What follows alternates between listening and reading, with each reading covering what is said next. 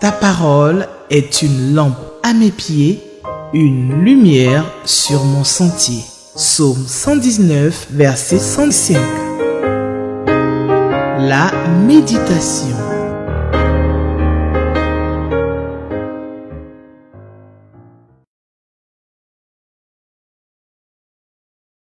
Je crois que la Bible est vraie. Je crois que la Bible est vraie. Elle est la parole du Seigneur. Je la serre dans mon cœur. Amis et fidèles téléspectateurs de Espérance TV, frères et sœurs en Christ, je vous souhaite la bonne et heureuse année 2024. Et ce sera comme ça jusqu'à la fin du mois de janvier. Merci d'avoir choisi Espérance TV. Vous êtes à la méditation. La Ligue pour la lecture de la Bible nous propose pour ce mardi 9 janvier 2024 le texte de Jean, chapitre 3, du verset 22 au verset 36. Je lis la parole de Dieu dans la version Louis II. Mais avant, prions le Seigneur pour la lecture de sa parole. Je te prie, Seigneur, de bénir ces moments que nous allons passer ensemble avec les téléspectateurs. Nous allons méditer ta parole. Seigneur, permets que je m'efface et que toi tu parles à travers moi pour que les téléspectateurs et moi, nous puissions méditer ta parole, qui est une lumière à nos pieds, une lampe sur notre sentier. Seigneur, merci. Merci parce que tu es grand. Ta parole est une lumière et ta parole est une lampe. Qu'elle nous éclaire ce matin. Au nom de Jésus-Christ. Amen. Je lis donc la parole de Dieu dans la version Louis II. Et pour la méditation, je lis avec le lecteur de la Bible, adulte, le manuel produit par la Ligue pour la lecture de la Bible qui nous accompagne tous les jours pour méditer, lire la parole de Dieu. Et donc, ce 9 janvier, nous allons méditer donc le passage de Jean, chapitre 3, les versets 22 jusqu'au verset 36. Je lis la parole de Dieu. Après cela, Jésus, accompagné de ses disciples, se rendit dans la terre de Judée. Et là, il demeurait avec eux, il baptisait.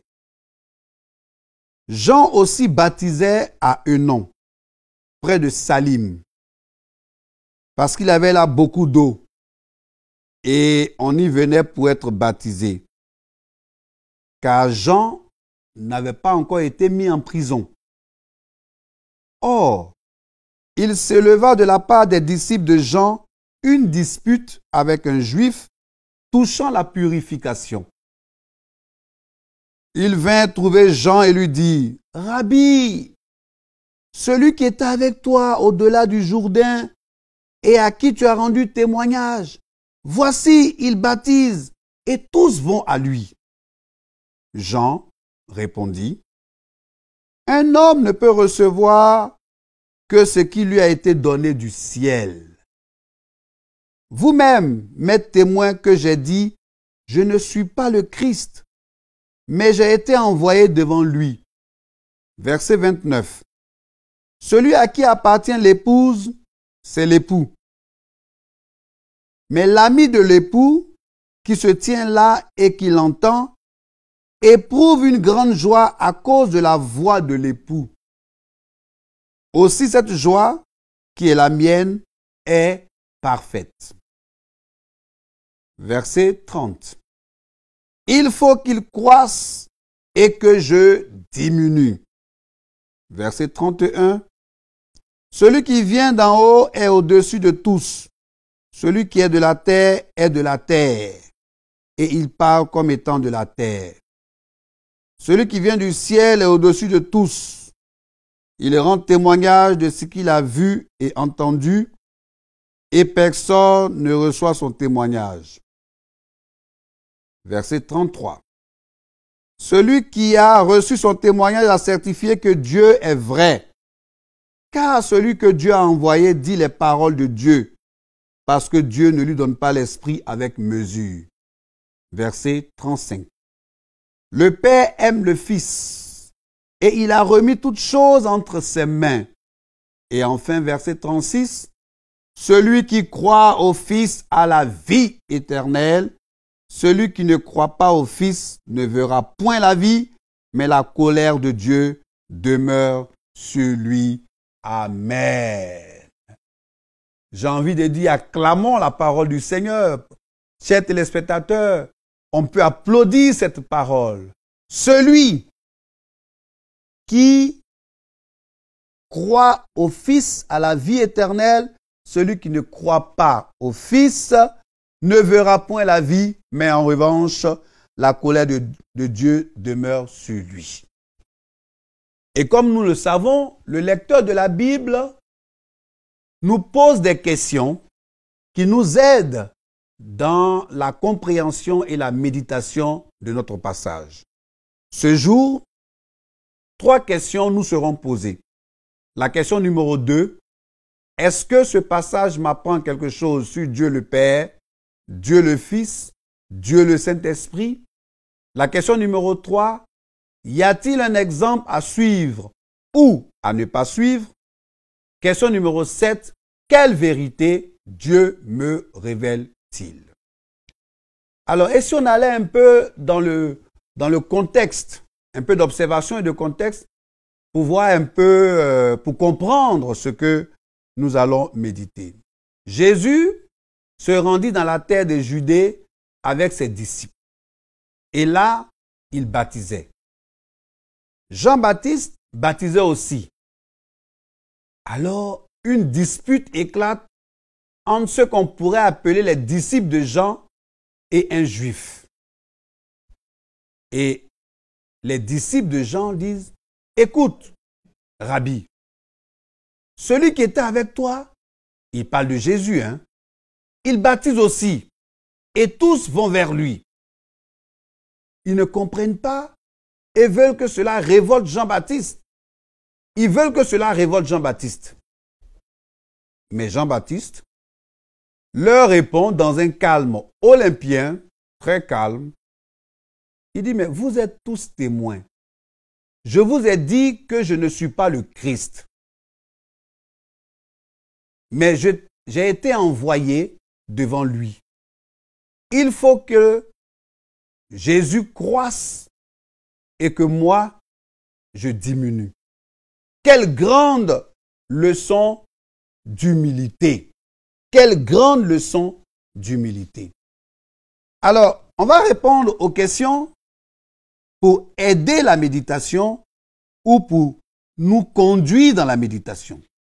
Question numéro 2. Qu'est-ce que ce passage m'apprend?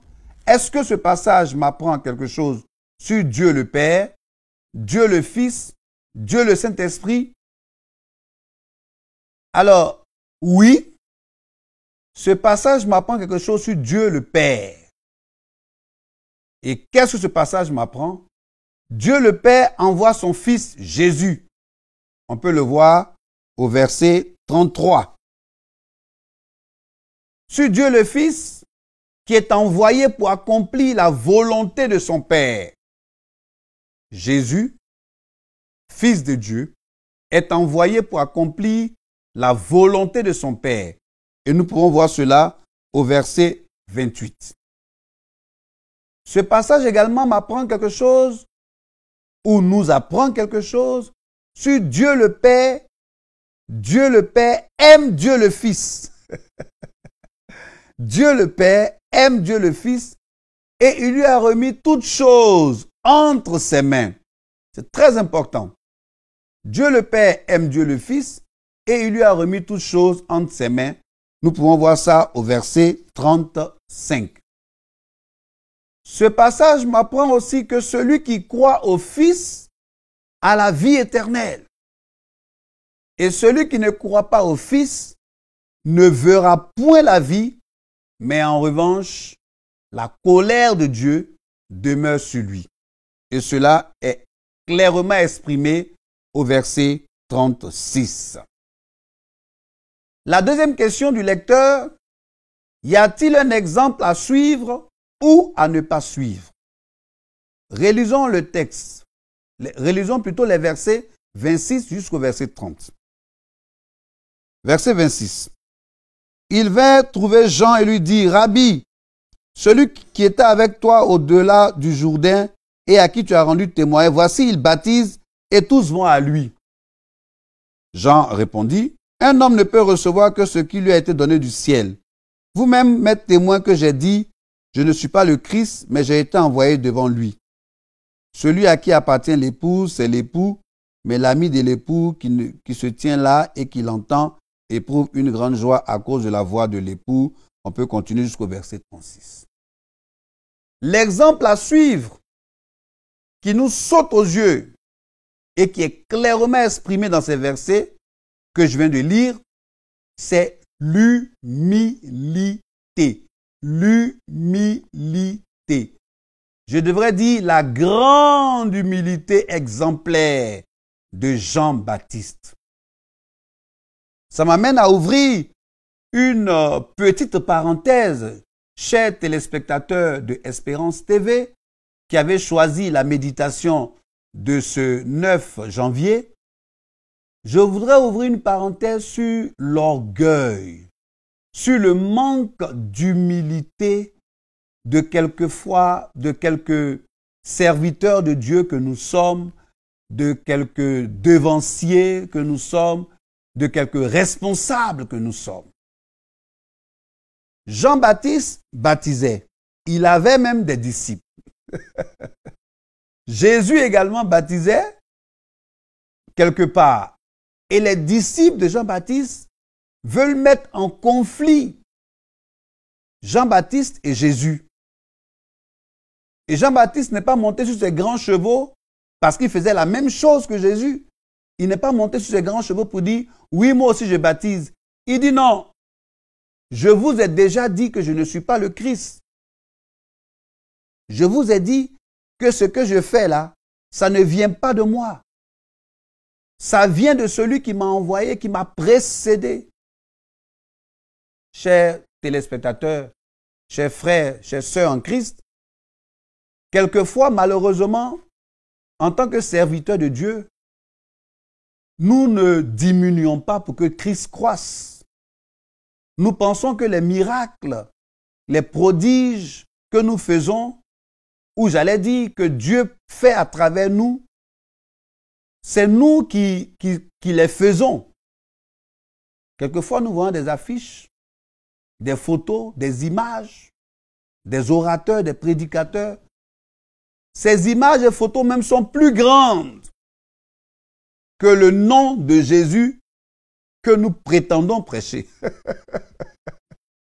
Nous prétendons prêcher Christ et le Jésus, il est tout petit et c'est notre photo, quelquefois notre épouse, notre photo qui est plus grande. Mais qui nous voulons prêcher? Notre personne, nos vêtements, notre façon de parler ou bien Christ?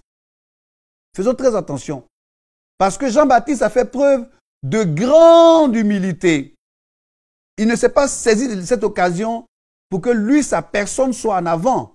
Au contraire, il a dit, et je lis, il faut qu'il croisse, verset 30, et que je diminue. Je ne suis pas le Christ. Il a été clairement dit, je ne suis pas le Christ. Donc, nous qui sommes au devant de la scène, qui prêchons la parole de Dieu, qui sommes responsables d'église, responsables de communauté, faisons attention. Les prodiges, les miracles que Dieu permet que nous puissions faire, rendons la gloire à Dieu. Effaçons-nous. Notre personne là, effaçons-la. Elle n'est rien. Et donc, l'autre question qui suit, c'est la question numéro 7 du lecteur. Quelle vérité Dieu me révèle-t-il? Cela est clairement exprimé au verset 35 et 36. Et je lis. Le Père aime le Fils et il a remis toutes choses entre ses mains. Verset 36. Celui qui croit au Fils a la vie éternelle. Celui qui ne croit pas au Fils ne verra point la vie, mais la colère de Dieu demeure sur lui. C'est clair. Il n'y a pas de débat selon la parole de Dieu, la Bible. En dehors de Jésus, il n'y a pas de vie éternelle. Si vous avez un stylo, soulignez cela de 2 traits. Si vous voulez même de 3 traits. En dehors de Jésus, il n'y a point de vie éternelle.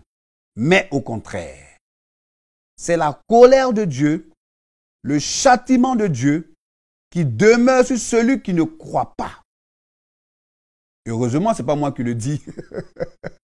C'est la parole de Dieu qui le dit. En dehors de Jésus, il n'y a pas de vie éternelle.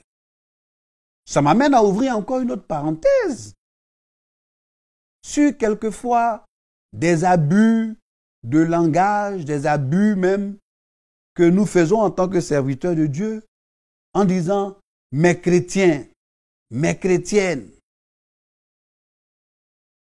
Chers frères et sœurs, notre sang n'a pas coulé à la croix pour un chrétien. Notre sang n'a pas coulé à la croix pour une chrétienne.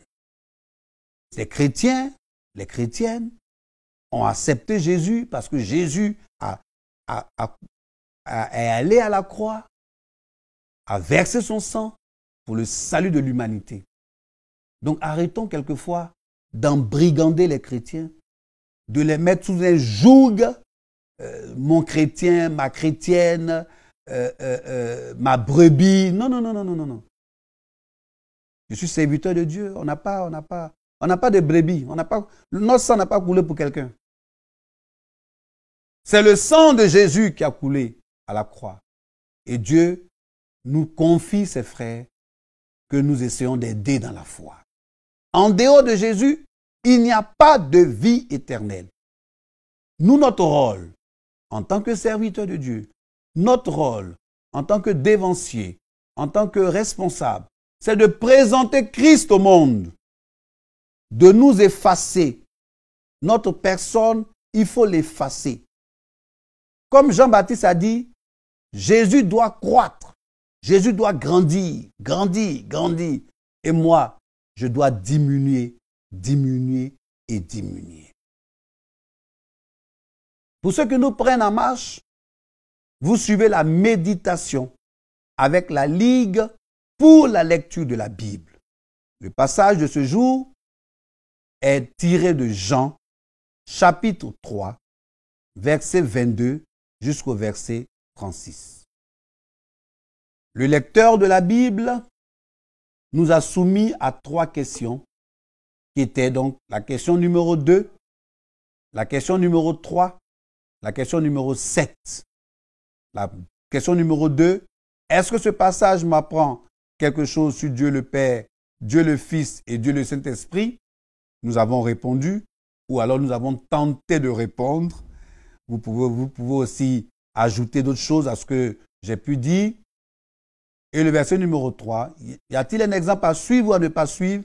J'ai souligné l'exemple de Jean-Baptiste.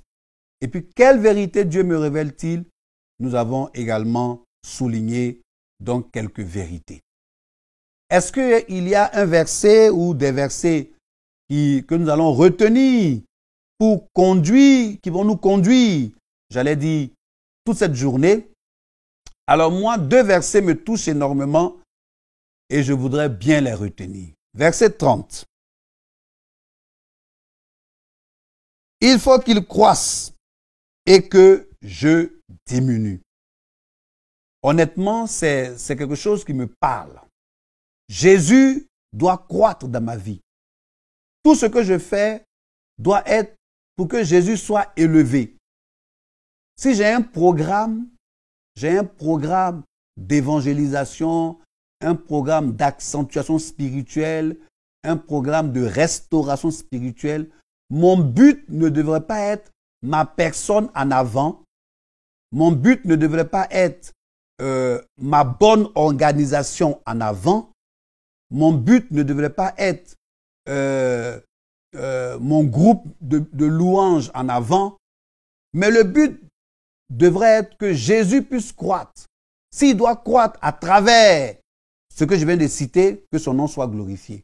Mais que moi, ma personne diminue, que ma personne s'efface. C'est ce que le verset 30 nous dit. J'ai été aussi frappé par le verset 36. Celui qui croit au Fils a la vie éternelle. Celui qui ne croit pas au Fils ne verra point la vie, mais la colère de Dieu demeure sur lui. Oui, c'est une vérité fondamentale pour moi. Je prêche Jésus. Je dis que la Bible est vraie. C'est par cela que j'ai introduit cette émission. Je dis que la Bible est vraie. Et si la Bible est vraie, celui qui croit au Fils a la vie éternelle. Celui qui ne croit pas au Fils ne verra point la vie, mais la colère de Dieu demeure sur lui. C'est ici que je voudrais que nous puissions mettre un terme à cette méditation de ce 9 janvier 2024. Je voudrais terminer par la prière parce que nous avons commencé par la prière. Seigneur, il faut que tu croisses et que moi je diminue.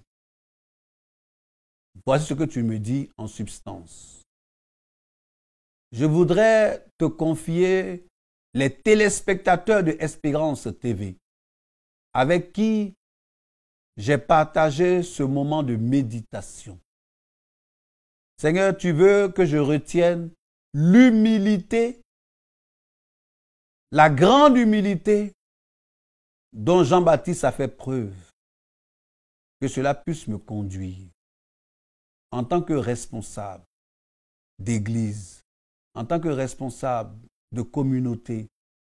Seigneur, tu voudrais que, en tant que chrétien, tout simplement, tu voudrais que ma personne soit effacée et que Jésus soit élevé. Élevé, élevé et élevé. Merci pour cette journée que tu bénis. Au nom de Jésus-Christ. Amen. L'espérance de la vie, c'est sur Espérance TV. Alors, toute l'équipe de production, le réalisateur, les cadreurs, ceux qui ont fait le son et la lumière, tout le monde se joint à moi, au maquillage également, pour vous dire shalom. Bonne et agréable année 2024. Que la grâce, la paix, la joie de Jésus-Christ soit votre partage. Shalom. Ta parole est une lampe à mes pieds, une lumière sur mon sentier. Psaume 119, verset 105. La méditation.